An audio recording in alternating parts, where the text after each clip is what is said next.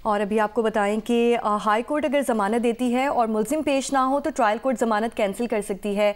ये high court की तौहीन नहीं बल्कि ट्रायल कोर्ट के जज का इख्तियार है। FIA की जानिब से बुशरा बीबी की तोशाखाना 2 केस में ज़मानत मनसूखी की दरख्वास्त पर इस्लामाबाद हाई कोर्ट के जज जस्टिस मियां गुल हसन औरंगज़ेब की जानिब से ये रिमार्क्स दिए गए हैं और FIA बुशरा बीबी की ज़मानत मनसूखी कराने में नाकाम हो चुकी है। इस्लामाबाद हाई कोर्ट ने हिदायत के साथ FIA की दरख्वास्त निमटा दी है और FIA ने अदालत को बताया है कि बुशरा बीबी जमानत मिलने के बाद ट्रायल कोर्ट में मुतादिद समातों पर पेश नहीं हुई। अवैस यूसुफजई हमारे साथ टेलीफोन लाइन पर मौजूद हैं। जी अवैस।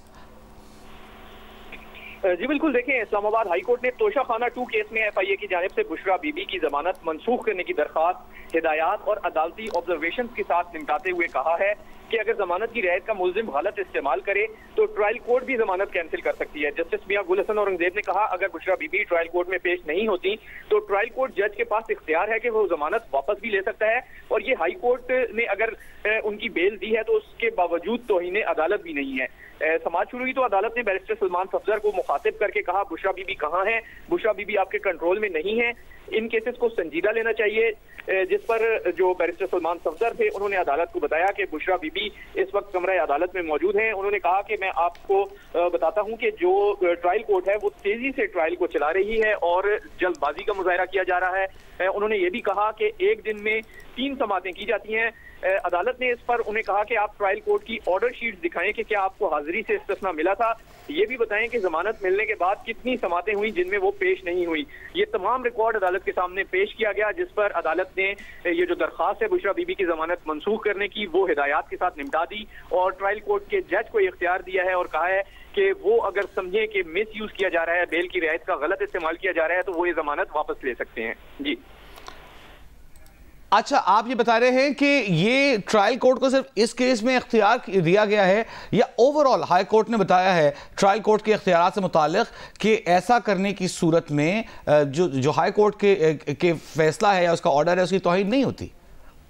जी बिल्कुल, देखिए, जो जज के रिमार्क्स हैं उन्होंने कहा है कि ये ट्रायल कोर्ट के जज के पास इख्तियार है, यानी ये पावर उनके पास मौजूद है। ये जो डायरेक्शन है वो सिर्फ इस केस में नहीं दी गई बल्कि उन्होंने ये ऑब्जर्वेशन कोर्ट में दी है कि ट्रायल कोर्ट के जज के पास इख्तियार है कि वो ये अगर समझे कि हाई कोर्ट ने कोई जमानत किसी मुल्जिम को दी है और वो दौरान ट्रायल रुकावटें डाल रहा है या मिस यूज कर रहा है, उस बेल की जो कंसेशन है उसको गलत इस्तेमाल कर रहा है, तो फिर वो उस बेल को रिकॉल कर सकता है।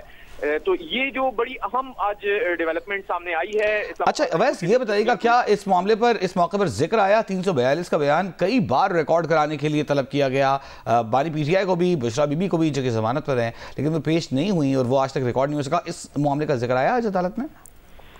जी बिल्कुल, देखिए, आज जो कोर्ट है उन्होंने कहा कि आप तमाम तारीखें बताएं कि किस किस तारीख को बुशरा बीबी को तलब किया गया और वो पेश नहीं हुई। इस मुतालिक जो बैरिस्टर सलमान सफदर हैं उन्होंने तमाम रिकॉर्ड पेश किया। उन्होंने कहा कि 23 अक्टूबर से अब तक 15 तारीखें हो चुकी हैं। उनका ये कहना था कि जो 23 अक्टूबर की तारीख को समात होनी थी उस रोज सिक्योरिटी थ्रेट की वजह से समात नहीं हो सकी थी। उसके बाद समात 26 तारीख को मुकर्रर की गई थी, लेकिन उस दिन जज साहब छुट्टी पर थे इसलिए समात नहीं हुई। उसके बाद अगली समात 29 अक्टूबर को हुई जिसमें बुशरा बीबी पेश नहीं हुई, लेकिन उस दिन उनकी हाजिरी से इस्तिस्ना की दरखास्त दायर कर दी गई थी। इसके बाद 5 नवंबर को भी बुशरा बीबी पेश नहीं हुई और हाजिरी से इस्तिस्ना की दरखास्त दी गई।